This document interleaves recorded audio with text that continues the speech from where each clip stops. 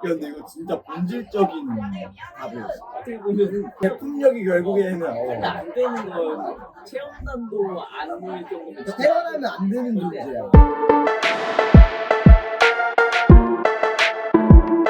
나는 사실 추천해서 뭐가 문제냐면 일단 브랜드들이 걱정하는 게 질을 되게 걱정하고 솔직히 예를 들어 막 어쨌든 간에 포스팅을 맡겼는데 진짜 형편없이 그런 결과물이 나올까봐 그런 것도 되게 걱정하고, 그리고 두 번째로는 이거는 조금 내가 그냥 궁금한 건데 뱃살이 들어가 보면 난 사실 종류가 좀 약간 여러 개지 않아? 뭐 제품 체험단, 맞아. 체험단, 기자단 크게 이렇게. 그럼 패션 브랜드는 뭘 쓰는 게 좋아? 패션 브랜드가 쓰는 방식은 크게 두 가지인데, 또 쇼핑몰 리뷰가 필요한 경우, 블로그나 인스타 제품 체험단이 필요한 경우가 있는데, 패션은 또 신상품을 엄청 여러 개 소싱해가지고 한 번에 런칭을 하다 보니까 그런 상품들을 내가 볼 때는 상세 페이지는 모델 써서 만들겠지만 어쨌건 모델 핏이잖아.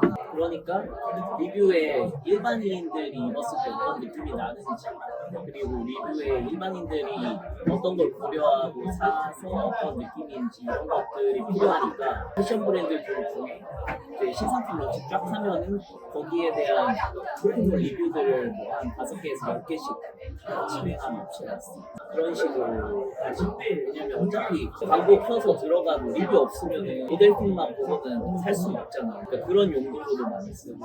어쨌든 소비자 입장에서는 판매자가 하는 말만 믿기는 어려웠지.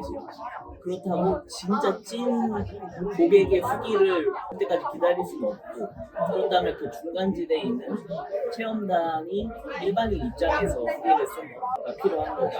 이거 내가 지금 갑자기 좀 대화하면서 생각한 건데, 솔직히 패션 브랜드들이 가장 많이 사용하는 마케팅 방식이 인플루언서 시딩이거든요. 근데 인플루언서 시딩이라고 하면 인스타그램 내에서 영향력이 있고 좀 감도 있다 싶은 애들한테 시딩하는 걸 말해요. 시딩하는 건 이제 이쪽 업계에서는 어떤 좀 이미지냐면, 야 구매 전화 안 되는데 그냥 그거 너네 브랜드 콘텐츠로 쓸 수 있어. 이제는 이런 이미지야. 근데 블로그 체험단은 내가 받아들이기에는 어떻게 받아들여지냐면, 진짜로 막 그들의 필력으로 인해서 소구된다기보다는 네이버의 브랜드를 검색을 했을 때 그런 게 여러 개 잡히면 내가 이 브랜드를 조금 신뢰하는 데 있어서, 볼 때 블로그가 인스타그램하고 차별 장점이라고 하면 어쨌든 텍스트가 많다는 거죠. 그래서 패션 브랜드라고 하면은 그 뭐 옷이나 그 액세서리에 대한 디테일한 내용들을 풀어 쓸 수밖에 없거든요. 체험단은 그리고 가이드로 글자 수를 뭐 최소 뭐 1000자 이상, 1500자 이상이라는 게 있어서 그거에 맞춰 쓰다 보면은 엄청 디테일하게 갈 수밖에 없어. 예를 들면 나는 좀 체형이 이러이러한 체형이라서 이런 걸 샀는데부터 시작을 하는 거죠. 그 스토리를. 그러니까 만약에 그 블로거가 나랑 비슷한 고민이 있는 체형이다, 그럼 그 사람 말이 좀 설득력을 가질 수 있다. 제품은 진짜로 브랜드 제품 보내주고, 그치, 제품 보내주고 공협찬해서 진행을 하는 거야. 그래서 예전에 약간 여담으로 그런 브랜드가 있었어. 엄청 소싱을 많이 하는, 데일리로 입을 만한 옷을 엄청 많이 소싱하는 업체였는데, 초반에 그 업체는 한 달에 500~600개씩 했어. 리뷰를, 쇼핑몰 리뷰. 근데 소싱이 안 좋으니까 체험단도 참여 안 하는 거야. 진짜. 체험단한테도 인기가 있는 게 어쨌든 일반인한테도 인기가 있는 거니까 막 고민했거든. 이 사람이 이렇게 많이 하는데 모집이 안 되는 거야. 옷이 약간 이상하니까. 야, 체험단도 소비자잖아. 어떻게 체험단도 입고 다녀야 돼. 어쨌건 그리고 시간을 써서 리뷰 달아야 되는데. 근데 이거 진짜 본질적인 답이었어. 어떻게 보면 제품력이 결국에는 안 되는 건 체험단도 안 될 정도면 진짜 태어나면 안 되는 존재야. 나도 되게 마케팅의 중요성을 상당히 많이 강조하지만 결국에는 제품력이라고 생각해요. 그게 70%고 오늘 디자인이 변하고 있어. 그냥 한 2000년 초반에 유행하는 그런 막 엄청 뭐가 크고 막 이제는 은 더 이상은 터질 수 없는 채널이라고 생각을 하거든요. 그러니까 뭐 죽었어 이건 아니야, 솔직히 말하면. 근데 더 이상 커질 수 없어. 그래서 나는 또 다른 채널을 이제 발굴을 해야 된다. 브랜드 쪽에서도 그렇다고 생각을 하는데 그런 부분에서 이제 블로그는 굉장히 뭐랄까 표본을 넓힐 수 있는 채널이라고 생각을 해요. 그래서 저는 자사 블로그를 운영을 해야 된다 주의고 체험단도 적극적으로 이용을 해야 된다 주의라서 1년 전이랑만 비교해도 난 1년 전에 솔직히 인스타그램 쪽 광고 더 나만 해도 수익이 좀 나왔어. 이제 나만 해도 수익이 안 나. 근데 이걸 지금 모든 브랜드들이 똑같이 느끼는 거야. 패션은 어떨지 모르겠는데 일반적인 상품을 파는 광고주들은 네이버 광고 키는 게 인스타 광고보다 쉬워. 그리고 네이버 광고 대행사가 인스타 광고 대행사보다 훨씬 많아. 그래서 네이버 광고 하는 사람이 훨씬 많으니까 솔직히 광고 효율은 네이버가 훨씬 안 좋고.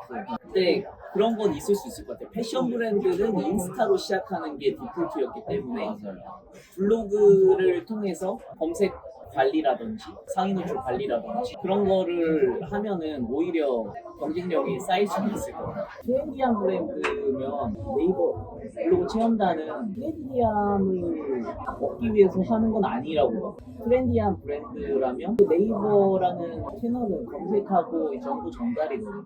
그거를 보충할 수 있는 보조 수단으로 여기는 게 좋은 것 같아요. 되게 솔직한 답변. 그리고 진짜 트렌디하다.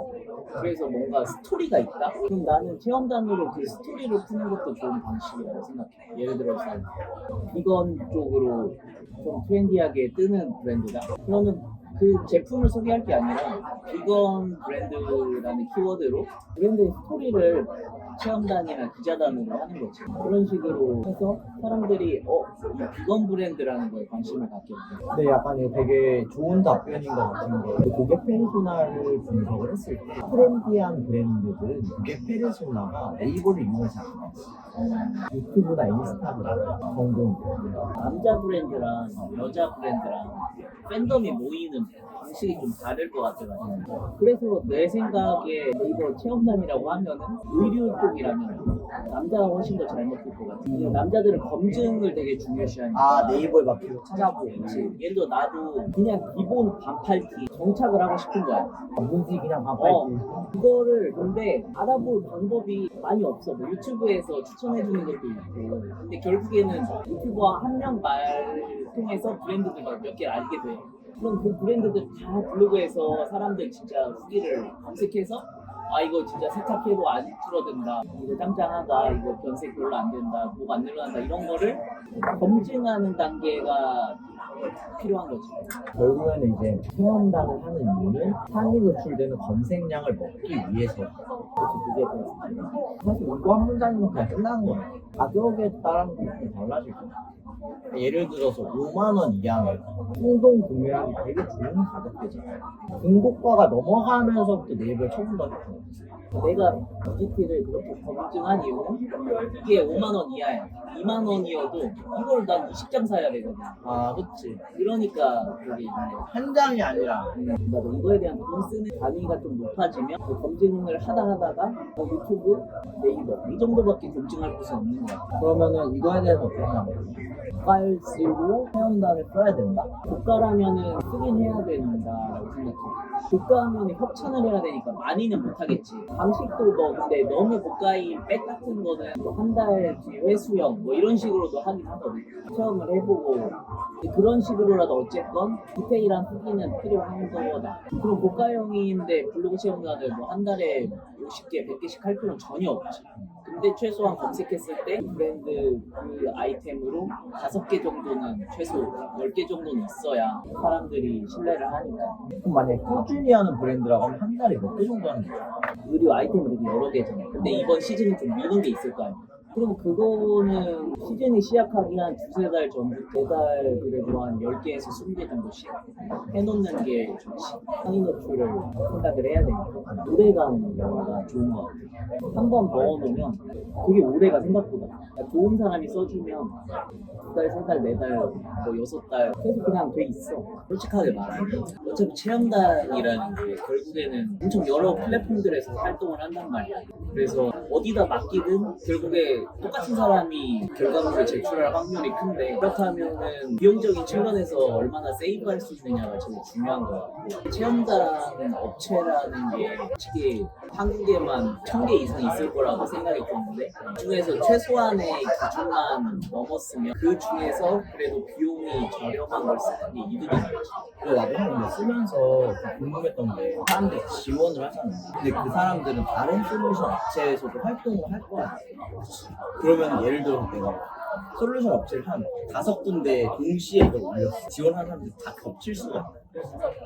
겹칠 확률이 크진 않은 게 그 사람들도 시간이 한정적이니까 수백 개 업체 중에 그래도 한 3-4개 평균적으로 그 정도에서만 활동을 하니까 확률이 크진 않지만 그래도 엄청 시간 많이 써서 여러 곳에서 활동하는 사람들은 여기도 신청하고 저기도 신청할 때가 많이 있어. 나도 한 번씩 테스트를 해보는데 우리 플랫폼 회원인데 여기다 신청했더니 여기서도 활동하는 그런 경우가 분명히 있지.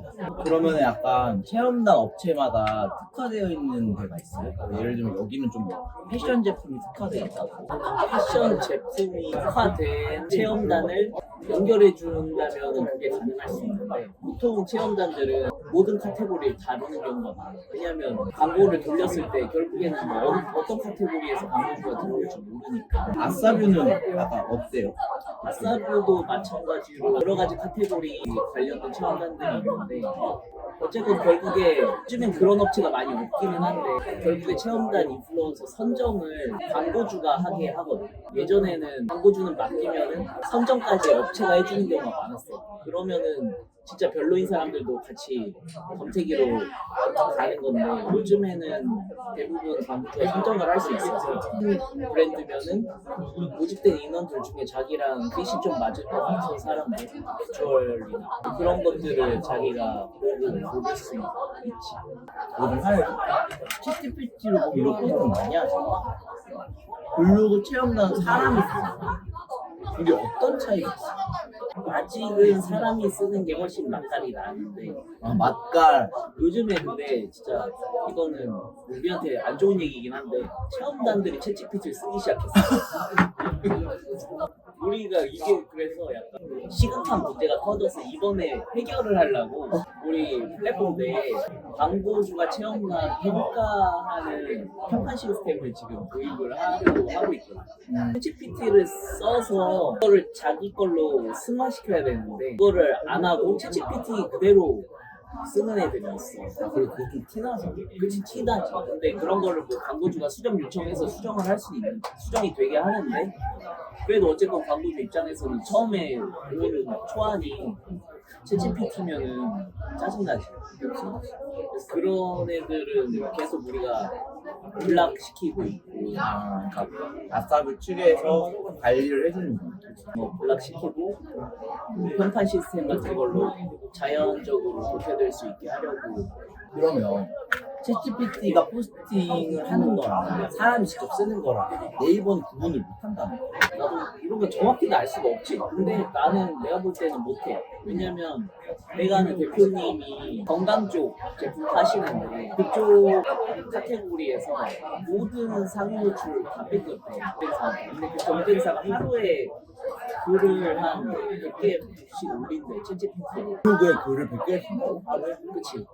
건강 상식 막 해가지고 근데 그게 다 상위 노출을 한다는 거야. 그러니까 그걸 못 잡는 거지. 사실 잡을 수가 없긴 하지. 왜냐면 챗GPT를 이용하더라도 처음에 나온 거는 너무 AI 같더라도 한 번, 두 번 이렇게 챗GPT가 스스로 피드백하게 하면은 이게 되게 리얼하게 바뀌니까. 그러면 아싸뷰 측에서는 그걸 왜 굳이 검열을 해? 챗GPT 써서 자기가 다듬어서 내는 사람이면 우리가 알 방법도 없고 오히려 좋아. 근데 그냥 그거를 1차 가동도 안 하고 쓰는 애들이 있으니까 그런 사람들은 이제 블락시켜야 돼. 하루에 100개 올리면 네이버에서 블락 안 먹어.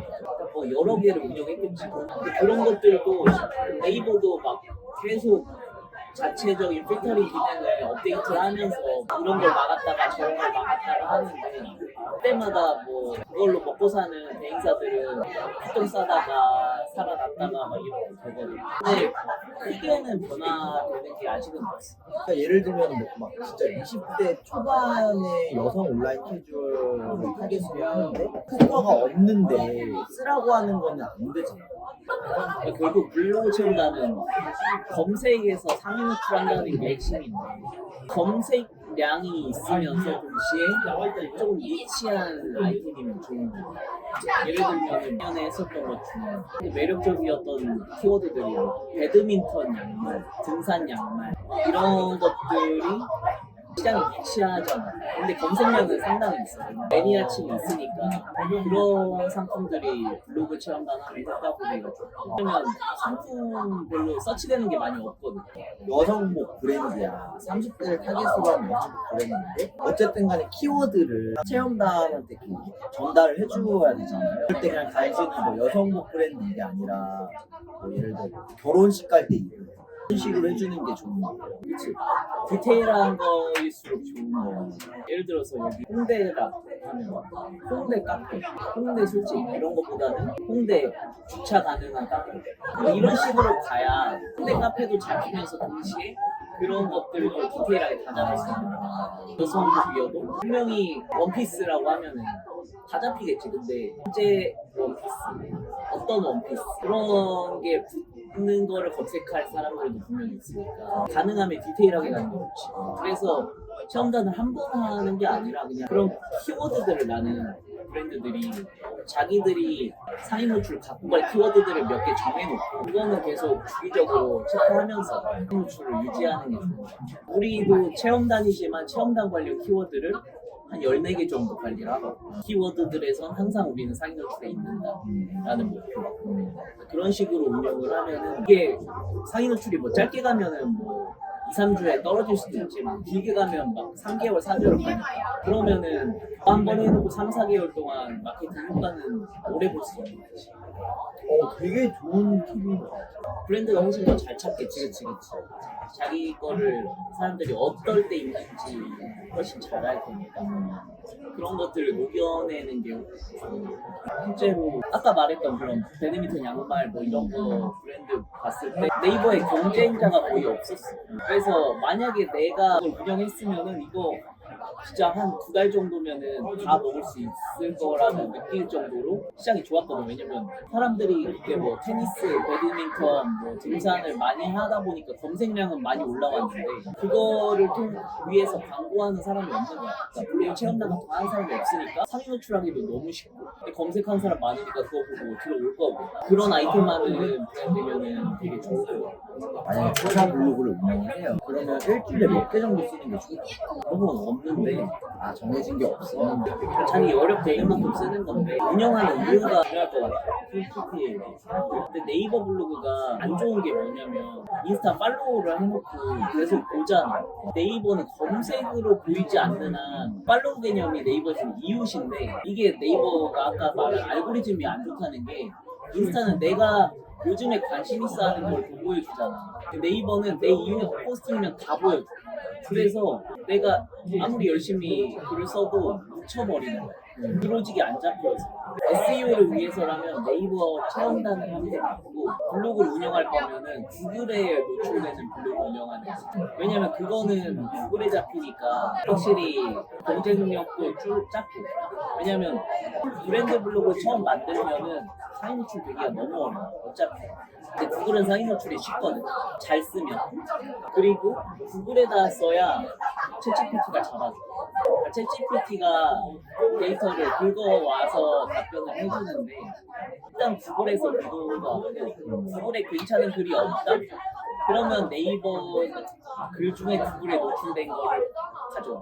그래서 내가 사실 오늘 여기서 좀 하고 싶은 말이 뭐냐면 당신들이 알고 있는 것보다 체험단을 통해서 얻을 수 있는 잠재 고객들이 너무나도 많고 패션 브랜드들은 늘 잠재 고객을 얻을 수 있는 방법이 메타 광고밖에 없어.